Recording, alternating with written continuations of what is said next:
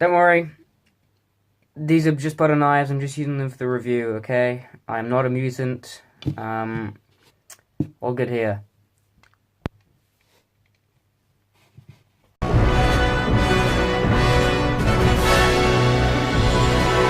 The Wolverine, directed by James Mangold, who directed The Logan as well.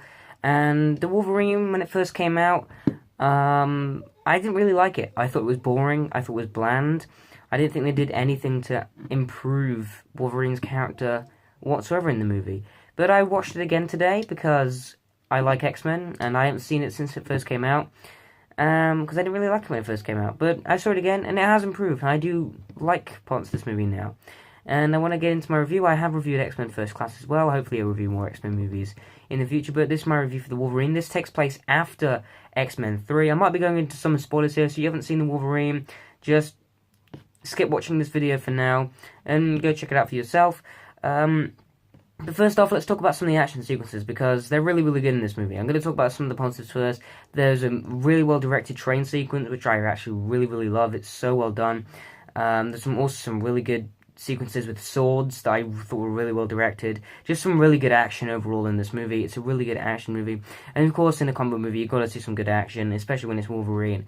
And you do get to see Wolverine do some awesome stuff. This movie also, for a 12, is actually quite gruesome. There are some very gruesome moments, especially when he's pulling that thing out of his heart, and he's like, he gets the sword stabbed into his chest. These are some pretty gruesome moments, and they went, I think, as gruesome as they could have gone with a Wolverine movie for this rating. I know they go way more gruesome with Logan, that's because that movie is a higher rating, but I think for what they did in this rating, I think they put as much blood and gore and awesomeness in there that they could have. And I really like that in the film. Hugh Jackman, of course, he's great as Wolverine. He is Wolverine. If it wasn't for him, the X-Men franchise would not be how it is today. And I think his performance is definitely the best thing about this movie. They really do improve his character in some moments by having him having his powers weaken throughout the film from that poison thing that Poison Ivy woman gives to him. It sort of weakens his powers, and I quite like that. It sort of makes him more vulnerable. And I really like that, how he's not healing and he doesn't know why. It's just interesting to see, and it adds a bit more tension to some of the action scenes, because you might actually think he might get killed in some of these scenes. So it adds a lot of touch to the movie. The movie is very well directed. There is no bad direction in this movie. This movie is good from start to finish. It has a solid pace to it. The story and the script, there are interesting things going on. And I think the overall plot is actually pretty good. There are a lot of things I dislike about this movie, though. Despite the really good action scenes, some great performances, some great small moments that I actually really love.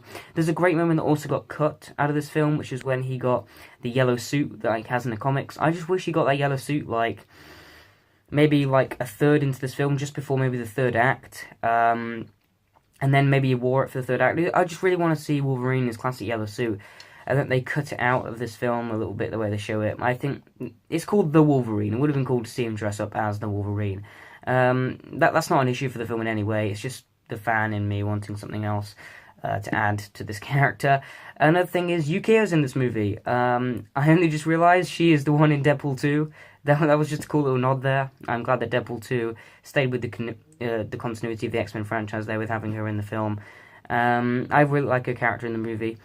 She does some cool things, and I like her in Deadpool 2 as well. In terms of the continuity in the X-Men movies, this one's pretty good. I mean, you can tell it's after X-Men 3, and there's a lot of scenes where he's having dream sequences and flashback sequences with Phoenix. I didn't think those scenes worked. They just felt out of place, and it just tried to push it on you that this was after X-Men 3, and I was just like, we already know it's after X-Men 3. We don't need you to keep pushing it on us, and I didn't really like that. It sort of kept feeding the audience information. It does feed us quite a lot of information through exposition, which was something I thought was a bit weaker in the movie. And I think definitely some plot lines could have been improved. Also, some pacing definitely could have been improved, because in the second act, where not action is happening or something tense isn't happening, I find the movie actually really boring. And that was my biggest issue with it when I first saw it, is that I do find this movie pretty boring at points. There's nothing really going on. I couldn't say any of the movie was bad, but it just felt a little bit boring. And I think the worst issue in a movie to say is bore, because if the movie's boring, you're not caring about what's going on, and you're not caring about the characters, and this movie I wouldn't say is boring all the way through. It's just points in the movie. There's like 10-15 minutes that drag throughout some certain scenes. Also, the villains in the film, there's this big silver samurai dude. I like the action scene at the end. I think there's some good action there, and I like what happens. It's just the big CGI fight monster things. I just don't like them. I'm sorry. In terms of comic book movie, it just felt so cliche, and I just didn't like him at all. Also, the Viper, Poison Ivy woman villain, I didn't care for her as well. I found it extremely cheesy and bad. But overall, I do like parts of the Wolverine. It is a well-directed and good movie with definitely some good sequences. The colour in the movie is very dark. It's quite hard to tell what's going on in some sequences. It's not that it's bad directed. It's just that it's just quite hard to see what's going on, and it just doesn't have any style to it. It just feels as normal as you can make it, and they definitely could have added some more style to this movie. They could have added this more unique feel to the film, and that disappoints in a little bit. In terms of filmmaking, this is good filmmaking. It's just not as good as it could have been, and I think they definitely showed that a movie like this could have been so much better in Logan, when they did really improve. But overall, I do like The Wolverine. It is a good movie, and it's definitely improved since the first time I saw it. I believe the first time I saw it, I gave it around a C+, or maybe even a C, I think, when the first time I saw it, and around like a 5 out of 10, but it's definitely gone up then. I definitely will give it a positive review now, because I do think the movie is well made, and it definitely does have some good things in there.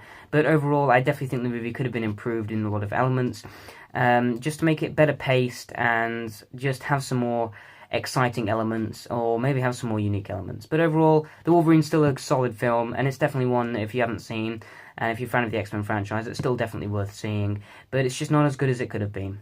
Overall, I'm going to be giving The Wolverine an B-. I'm also going to give this movie a 6 out of 10. Guys, comment your opinions down below. What do you think of The Wolverine? Of course, thanks for watching. Goodbye.